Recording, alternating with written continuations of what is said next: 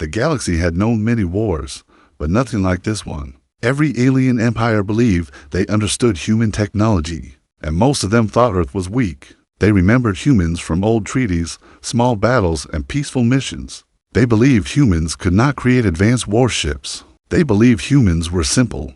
They believed humanity was predictable. They were wrong. Far from Earth, in a dusty region of space, scouts from the Zelther Empire watched the empty star rose. Everything was quiet, too quiet.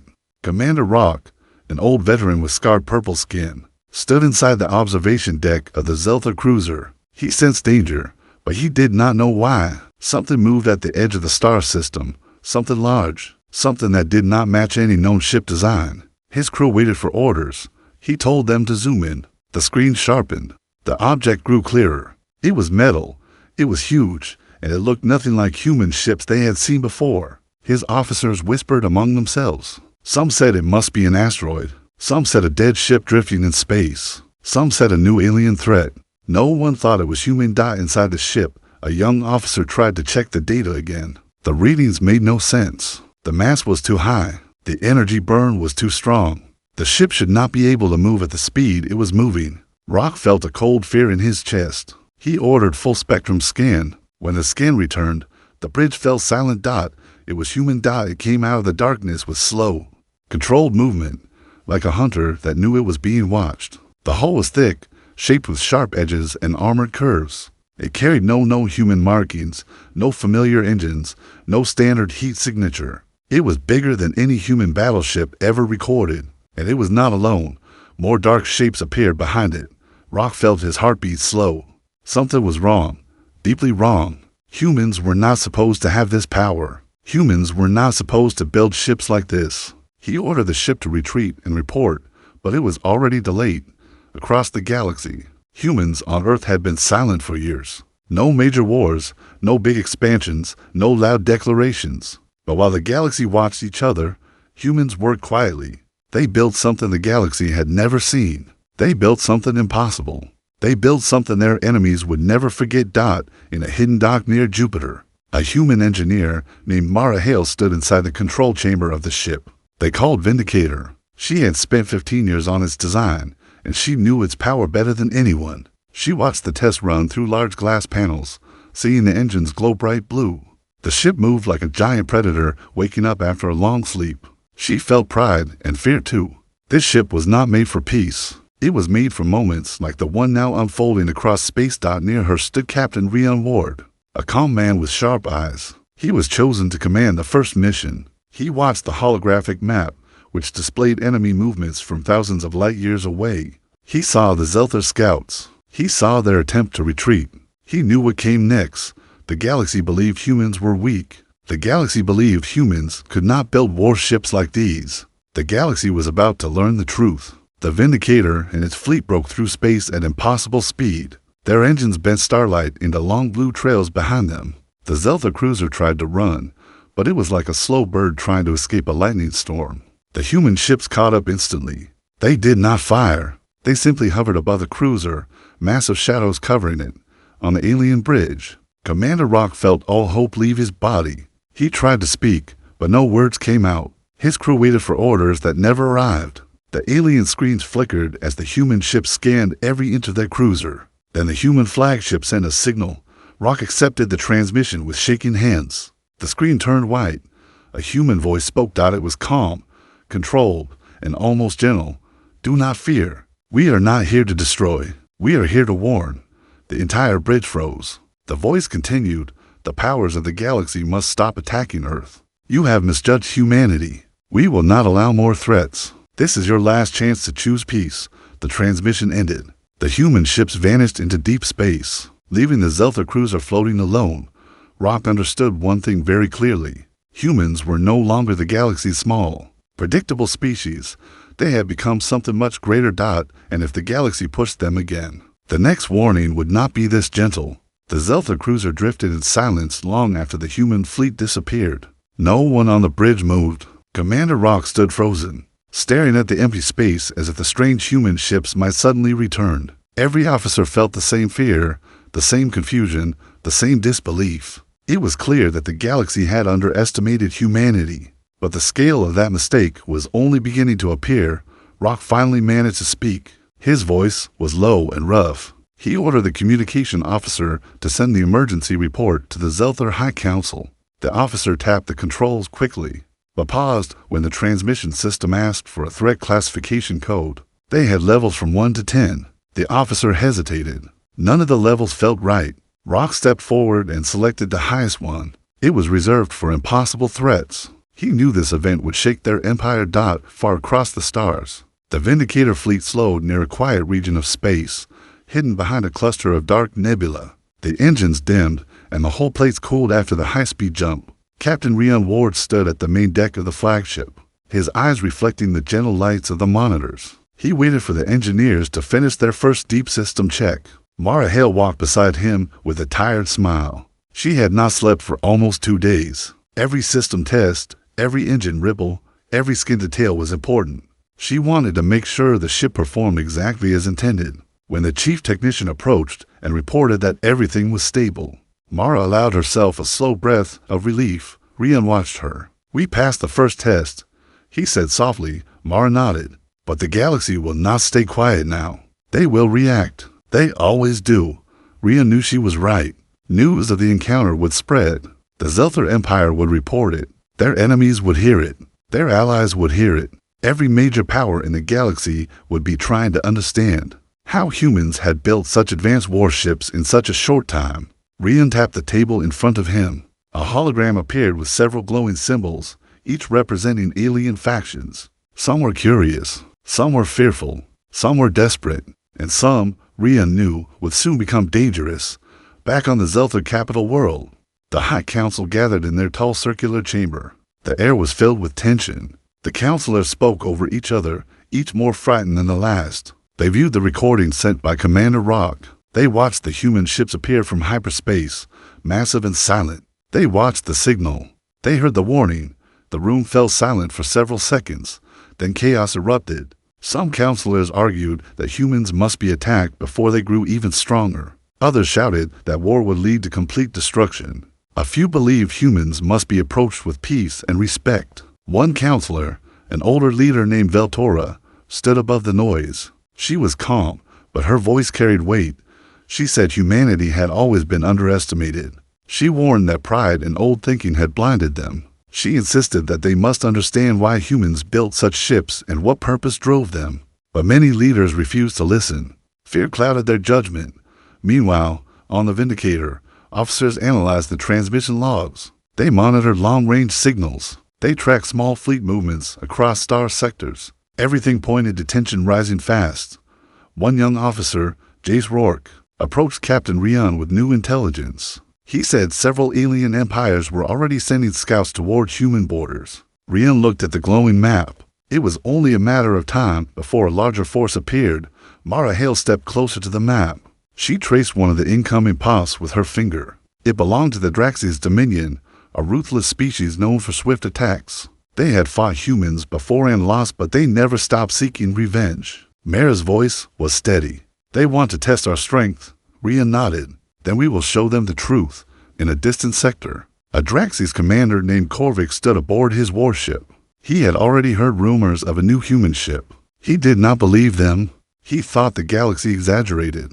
To him, humans were small creatures with strange courage but limited power. He gathered his fleet and aimed toward human space, ready for a show of dominance. But when the Draxis fleet reached the border, their scanners detected something ahead. Something large, something powerful, something waiting for them. It was the Vindicator. The human warship appeared slowly, like a giant rising from darkness. The Draxis ships halted immediately.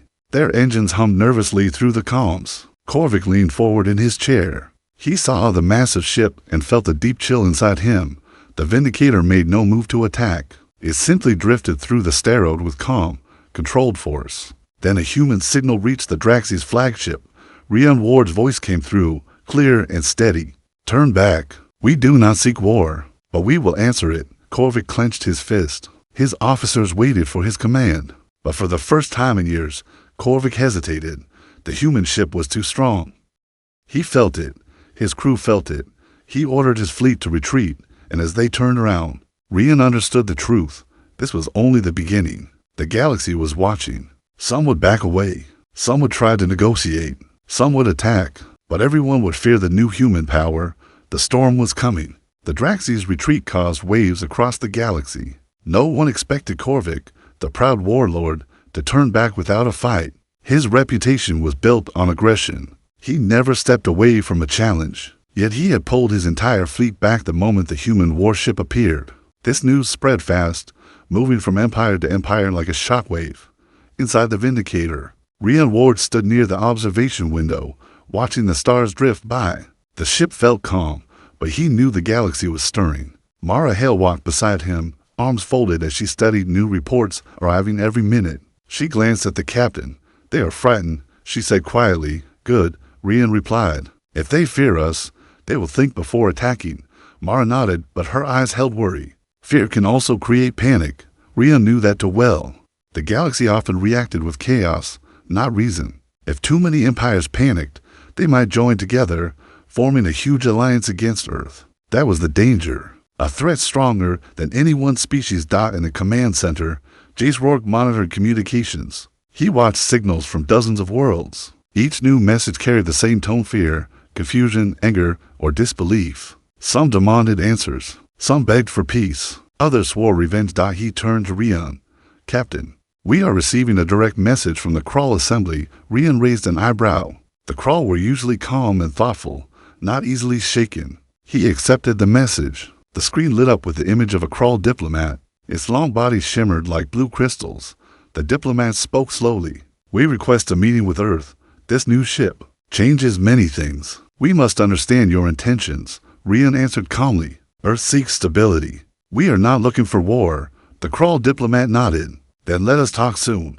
The transmission ended.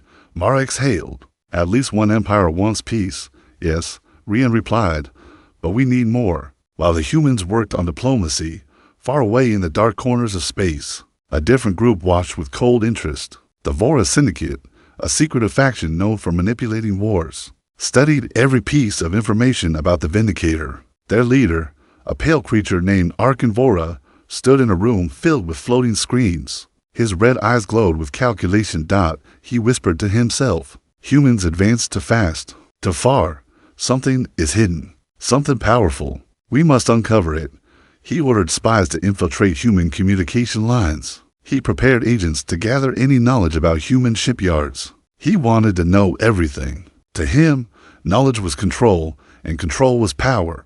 Meanwhile, Commander Rock and the Zelther finally reached their capital world. He felt the weight of his report pressing on his shoulders. When he stepped into the council hall, every eye was on him. The council demanded answers. Rock described everything: the massive ship, the strange engine power, the calm human warning. He told them how the humans did not fire, did not chase, did not seek destruction. They only gave a message. The council chamber fell silent as he finished. The leader, Veltora, stood slowly. She looked at every counselor. "We have misjudged humanity for too long. They hid their true strength. They are no longer the small species we once knew." Some counselors disagreed. They believed humans would use their new ships to dominate. They demanded that the Zelther prepare their own fleets for war. But Veltora shook her head. "We must stop acting from fear. One human ship forced a Draxi's warlord to retreat. Imagine what their full fleet can do." Her voice echoed through the room. Some counselors listened. Others refused. Rock stepped forward. "I saw the human commander. He did not want to fight. But he made one thing clear: if pushed, they will respond." The debate continued, loud and sharp. But it was clear: the Zelther Empire was divided. Back on the Vindicator, Rian received another report, this one worrying. A small human scout vessel had detected unusual movement near the border. A large number of ships were gathering in hidden pockets of space. This was not one empire. It was several. Rian stared at the hologram. "A coalition," he whispered. Mara looked alarmed. "They are joining forces." Jace stepped closer. "Should we call Earth?" "Yes," Rian said. "Send everything we have." As Jace carried out the order, Rian walked to the center of the deck. He felt the air grow tense around him. Mara joined him. "They don't understand," she said softly. "We built the Vindicator to prevent war, not start one." Rian looked at her with steady eyes. "But if they force a war, we will end it." Earth responded quickly. The message from the United Earth Command appeared on the main screen. The voice of Admiral Kira Stone filled the deck. "We have expected this reaction. Prepare for contact with the Coalition fleet. Do not fire unless attacked, but make our strength clear." Rian nodded. "Understood." The message ended. Mara closed her eyes for a moment. "The galaxy is changing fast." "Yes," Rian replied, "and humanity must guide that change, or survive it." Outside the window, the stars flickered silently. The Vindicator floated in the dark like a giant watching over the galaxy. A calm silence filled the ship, but everyone on board knew it was the silence before the storm. The Coalition fleet gathered slowly, piece by piece, in the dark space between the star systems. Dozens of empires arrived, some with small ships, some with giant cruisers, and others with strange designs never seen near human space. They all shared one fear: humanity had built something impossible. They wanted answers, and some wanted control. Inside the Vindicator, the crew prepared for the meeting. Rian Ward stood at the center of the command deck, watching the screens as new signals appeared. Every hour, more Coalition ships arrived. Mara Hale walked beside him, her face filled with concern. She knew the more ships that arrived, the more dangerous the situation became. Jace Rourke updated the incoming data. "We count 37 different empires now, sir," he said. "More are approaching from the far sectors." Rian looked at Mara. "They are uniting faster than expected." Mara nodded slowly. "Fear makes enemies work together."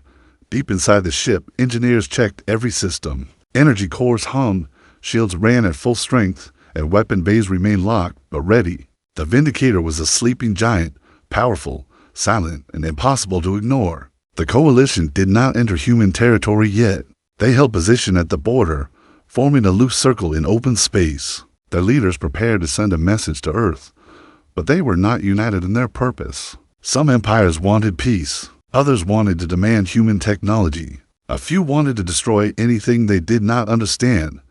On one of the Coalition ships, a Grelian commander named Tross stood before a wide star window. He was tall, covered in metallic plates that reflected the dim lights of his bridge. He believed humans were dangerous, not because of their ships, but because of their unpredictable nature. He had fought humans before and remembered their fierce will.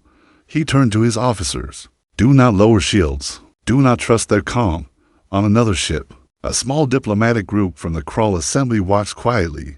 Their crystal-like bodies shimmered. They wanted peace and feared the Coalition would overreact. Their leader whispered, "Humans warned the galaxy once. A second warning may not be as soft." Back on Earth, Admiral Kira Stone reviewed the Coalition's formation. Her office was dim, and the large windows behind her looked out over Earth's orbit, where small human ships drifted in patrol lines. The Vindicator was far away, facing dozens of alien fleets alone, but it was built for this moment. She sent a message to Rian. "Hold position. Do not allow them to cross into our territory. If they do, you are authorized to respond." Rian accepted the message with a calm nod. Hours later, the Coalition sent a single large transmission. A wave of symbols and translated words filled the Vindicator's main screen. The message was not a request. It was a demand. The Coalition wanted a meeting with human leadership. They wanted to inspect the Vindicator. They wanted to know how humans built it. And some empires wanted the ship surrendered to them for galactic safety. Mara frowned at the last part. "They want to take the ship from us," Rian sighed softly. "Of course they do." Jace leaned forward. "Sir, what is our answer?" Rian stood tall and pressed the communication controls. His voice carried clear and steady across space. "Humanity will meet with the Coalition, but the Vindicator will not be surrendered. It is our creation. It is our responsibility." He paused for a moment, letting the silence speak. "And if any fleet crosses into human space without permission, you will face consequences." On the Coalition ships, leaders stared at their screens. Some felt challenged. Some felt relieved. Others felt insulted. Tross growled softly. "They threaten us with one ship." But a small, nervous officer whispered, "It is not the ship we fear. It is the humans." Meanwhile, Ark and Vora of the Vora Syndicate watched everything from a hidden location. He smiled coldly as he listened to the message. He enjoyed conflict. It created chaos, and chaos made him powerful. He did not care who won. He only cared that the galaxy remained unstable enough for him to manipulate. He whispered, "They will all fight soon, and when they do, we will take what the humans built." Back on the Vindicator, Tension rose. Officers moved quickly. Engineers double-checked every system. The ship felt alive, ready for whatever came next. Mara approached Rian quietly. We need a plan. If the coalition attacks, we cannot fight them all at once. Rian nodded. We don't fight them. We show them. Mara raised an eyebrow. Show them what? Rian looked at the massive hologram of the ship. The truth. The Vindicator was not built only for war. It was built so the galaxy would stop underestimating us. If we show them what it can really do, without violence, they may understand. Mara studied him for a moment. And if they don't, Rian's eyes sharpened. Then they will force us to respond. The silence inside the ship deepened. Outside, hundreds of coalition ship lights shimmered like distant stars. The galaxy was staring at humanity. And humanity was preparing to answer. The next morning, Matthew arrived at the widow's mansion feeling calm, but alert. Something about her sudden invitation still felt strange. When he walked into the grand study, he found her sitting beside a large wooden desk covered with old documents sealed in wax. She looked up and gave him a tired smile. Matthew, today, I need you to witness something important. He hesitated. Man, I'm just a janitor. Are you sure? I'm sure. She interrupted gently. Character matters more than titles. She picked up a thick envelope and tapped it with her finger. This is my final will. Matthew's eyes widened. A will? Why would she want him here for that? The lawyers entered the room, carrying clipboards. They greeted him politely, as if they already knew who he was. The widow straightened her posture. I've revised everything, she said, and I want Matthew as an official witness. Matthew felt his hands shake. He had never been part of anything so serious. The lawyers explained the process, and as he listened, he kept wondering, why me? Why does she trust me? Then the widow looked directly into his eyes. Matthew, you were the only one who treated me like a human being these past years. No one else listened. No one else cared. You did. And now, I want to make sure you're protected when I'm gone. Protected. That word hit him hard. Before he could ask what she meant, one of the lawyers read a section aloud and Matthew froze in shock. The widow had left a significant portion of her fortune. To him, he couldn't breathe. His mind spun. This had to be a mistake, a misunderstanding, a dream. But the lawyer continued reading, and every word was real. Matthew tried to speak, but his voice cracked. Ma'am, why would you do this? I don't deserve. She raised a hand softly. You deserve more than you know, and soon you'll understand the reasons. There was again another secret, the biggest one yet, and in that moment, Matthew realized something terrifying. Her story wasn't just about kindness or gratitude. It was about danger. And whatever she had planned for him next was going to change his life forever. The Vindicator moved slowly into the center of the border region, where the coalition ships waited like hungry shadows. Hundreds of alien vessels surrounded the area, keeping their distance but watching every movement. Their formations were uneven because none of them trusted each other, and all of them feared the humans inside the human flagship. The lights dimmed to battle-ready mode. Every officer worked with careful focus. No one panicked, but the tension in the air was thick enough to feel in every breath. Rian Ward stood near the main display. He studied the positions of the coalition fleets. Some ships kept drifting closer, then pulling back nervously. It felt like the galaxy was holding its breath. Mara Hale joined him with a datapad. They are scanning us non-stop, she said. Some of them are even trying to break through our shield frequency. Rian didn't look surprised. They're desperate. They want to know what we built. Mara looked at him more seriously. Are you sure about the demonstration? If we show them too much, they may try harder to steal it. Rian turned to face her. If we show them nothing, they will attack out of fear. If we show them too much, they will attack out of greed. We need the middle path. Mara nodded slowly. Something powerful, but not everything. Rian agreed. Exactly. In the observation deck, young officer Jace Rourke kept his eyes fixed on the coalition movement. His hands trembled slightly, but he stayed focused. Suddenly he stood straight. Captain, he called, we have new activity. A large group of ships is breaking formation.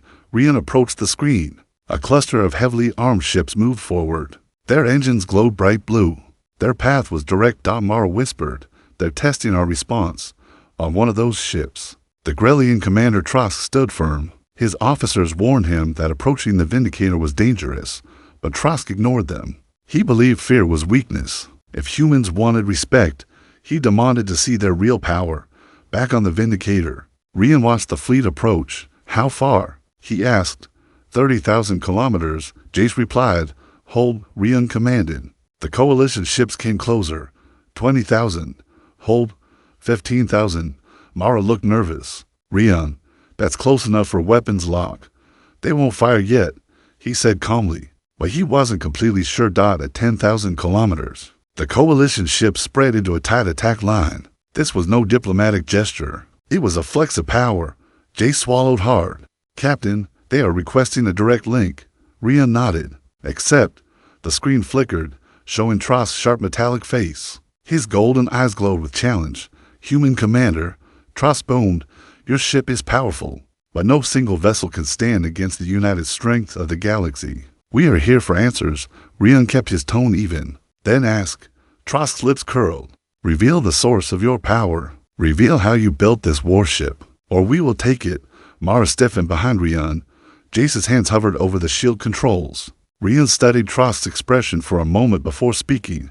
You do not understand humans, he said softly. We do not fear being outnumbered. We do not fear stronger enemies. What we fear is being forced to repeat old mistakes.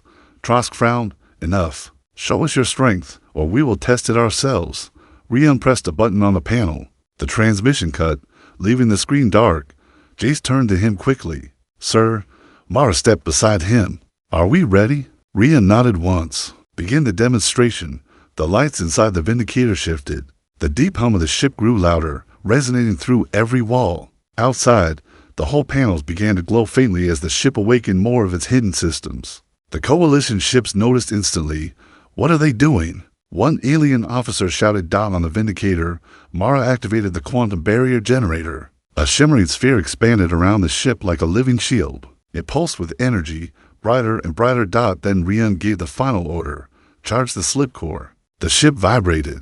A column of energy shot upward from the center of the vessel, visible even through space. It formed a spiraling beam that twisted like a rising storm. Coalition sensors malfunctioned. Engines flickered. Lights on alien bridges dimmed.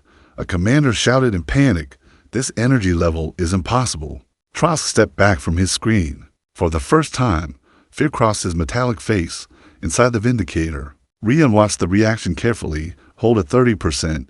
He instructed. The slip core stabilized, glowing bright, but controlled. Mara turned to him. This will scare them. Rian nodded. Good. Outside, the coalition fleet drifted unevenly. Ships backed away. Some turned their weapons offline. A few moved behind others as if hiding. The galaxy had expected strength. They had not expected this. The Vindicator lowered its power slowly, the slip core beam fading into a soft glow. The shield sphere dimmed and returned to normal. Silence filled space. Then Rian activated a wide broadcast. Humanity does not seek war, but we will not bow. We will not surrender what we built. This ship exists to prevent destruction, not cause it. Choose your next actions wisely. Across the coalition fleets, no one spoke. No one moved forward. No one dared challenge the ship again. For the first time, fear began to turn into respect. Matthew walked beside the widow as she slowly moved down a long hallway lined with portraits. Each painting showed a different man, strong, proud, decorated with medals. But none of them looked familiar to Matthew. The widow stopped at the last portrait. This is my husband, she said quietly. General Alden Pierce. Matthew stared at it. The man looked brave, powerful, but there was sadness in his eyes. He was a hero, she continued, but people only know half the story. She led Matthew into a private room he had never seen before. The walls were covered with maps, star charts, and old files. It didn't look like a room belonging to an old woman. It looked like a military operations center. Matthew felt a chill travel up his spine. The widow sat down at a large table. My husband didn't die of natural causes, she said. He was silenced. Matthew stepped back. Silenced? But why? She opened a dusty metal case. Inside were folders stamped with red ink. Classified. My husband discovered corruption so deep that even the government hid it. And when he tried to expose everything, he vanished. They claimed it was an accident. But I saw the truth. Matthew felt his heartbeat pounding. What does this have to do with me? The widow looked at him, really looked at him. Because they're watching me. They visit sometimes. They threaten me. They want these documents destroyed. But I'm old. Matthew, I'm tired. And you're the only person I trust. She pushed the case toward him. I need you to protect these. Matthew stared at the files. His hands trembled. Man, I'm just a janitor. I don't know anything about this. You know how to be brave, she replied. You know how to be honest. That's more than most people in power. She took a deep breath. Everything I gave you, the money, the property, it's not a reward. It's a shield. If anything happens to me, they won't be able to touch you. Matthew felt the weight of the world falling on his shoulders. Just yesterday, he had been cleaning floors. Now he was holding secrets that could destroy powerful people. Before he could speak, a loud knock echoed through the mansion. A heavy, stern knock. The widow's eyes widened with fear. They're here. Matthew froze. Everything was about to change. The knock echoed again, slow, heavy, intentional. Matthew felt every muscle in his body tighten. The widow's face had turned pale. They never come this early, she whispered. Something is wrong. Before Matthew could respond, she pulled him toward a hidden door behind a bookshelf. With a soft click, it opened to a narrow corridor filled with shadows. Go, she urged. There's a back exit. Take the case. Whatever happens, do not come back until I call for you. But Matthew shook his head.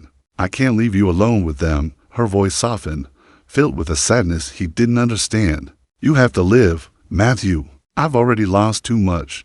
The knock turned into a loud bang, the sound of a door being forced. She pushed the metal case into his arms and closed the secret door. Right as footsteps rushed inside the mansion, through the hidden passage, Matthew heard voices, cold, controlled, dangerous. Where are the files? One man demanded. The widow's reply was calm but shaking. I don't have them. You're lying, another voice said. We know you changed your will. We know you met someone. Tell us where the files are. Matthew clenched his jaw. He wanted to run back and protect her, but the narrow hallway seemed to push him forward. He followed it until he reached a small back door that opened into the garden. The sky was gray. A storm was coming. He slipped outside, keeping the case close to his chest, and rushed toward the side gate. Every step felt heavier, every breath louder. When he reached the street, he didn't stop. He ran until he reached the safety of the bus station. He sat on a bench, heart pounding, hands shaking. Then his phone buzzed. It was a message from the widow. Matthew, I'm safe for now. Go to the address inside the case. It's time you know the final truth. He opened the case with trembling fingers. Inside, beneath the classified folders, was a small envelope with his name written neatly on it. He tore it open. Inside was a single sheet of paper, a letter. As he read the first line, his breath caught. Matthew, you are not just someone I trust. You are connected to my husband in a way I never told you. His heart raced faster. Another line. You were chosen for a reason because your past and my husband's past meet at the same place. Matthew stared at the letter, stunned, confused, and suddenly afraid. Everything he thought he knew about his life, everything he believed about himself, was about to change forever. And the truth waiting for him at that secret address would not just end the widow's story. It would rewrite his own.